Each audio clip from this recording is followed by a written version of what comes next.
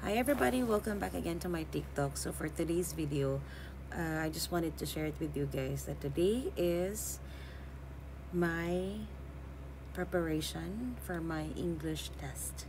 Ayan, so actually, bukas po yung aking English test. So today is already 26th of February at madaling araw na dito. And yan, bukas na po. Mamayang mga siguro mga alas 7 kami alis ng bahay. Hindi pa ako natutulog kasi nga hindi pa ako naantok. And gusto ko lang, nagprint ako ng isang form. Nahirapan ako mag-print kasi hindi ko nakalimutan ko paano i-connect yung aking printer sa aking computer, sa aking tawag na nagbisaya na ako guys, sa aking laptop. So ngayon, natagalan ako ng bonggang-bongga, and then ito pa nanonood ng mga kung ano-ano sa YouTube, sa Facebook. And kaya alam mo na yun, yung pag lagi ka nagsuscroll-scroll, nawawala na yung focus mo kung saan nga ba yung ano nga ba yung punto, bakit ka nga nagstay up late. Yun pala, yun na nga, dahil natagalan ako sa mga TikTok, natagalan ako sa panonood ng isang video dito sa YouTube channel, tapos eto na, finally, okay na guys. Talagang nakapag-print na ako ng kailangan ko.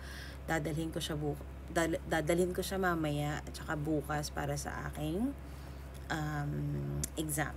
So yung exam ko na to guys is kailangan siya kasi advice siya ng lawyer namin na kailangan kong mag-retake na naman ng another English test kahit na nakapag-English test ako sa Pilipinas.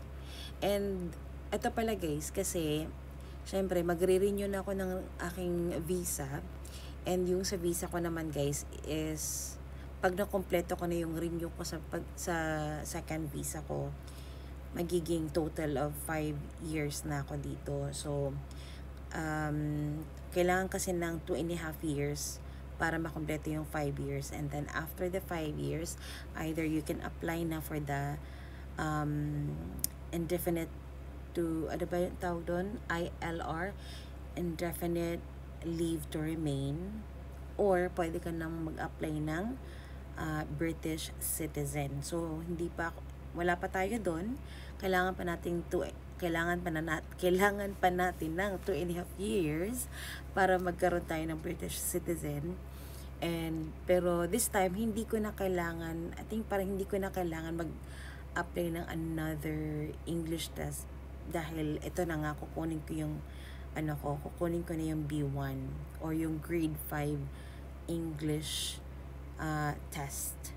So kaya ito yung sinadjust sa akin, dahil para hindi na ako kailangan mag-English test na naman, ganyan. So, yun. So, tinignan ko lang siya guys kung ano yung mga madalas na, ano yung magiging setup ng B1 or magiging setup nitong test na to, or yung exam namin bukas.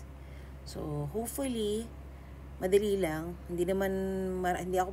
Wala akong maraming tawag nito, hindi malawak yung vocabulary, ano ba yan? Antok na siguro ako.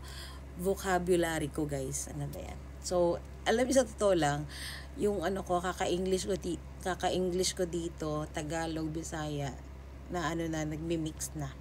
So, yun lang guys for today's video, and sana yung gustong magtanong regarding sa steps na nagawa ko nung pagpunta ko dito sa UK, if you are interested, so you just comment down below, and siguro pwede ko kayong tulungan kung paano, ano yung ginawa naming steps.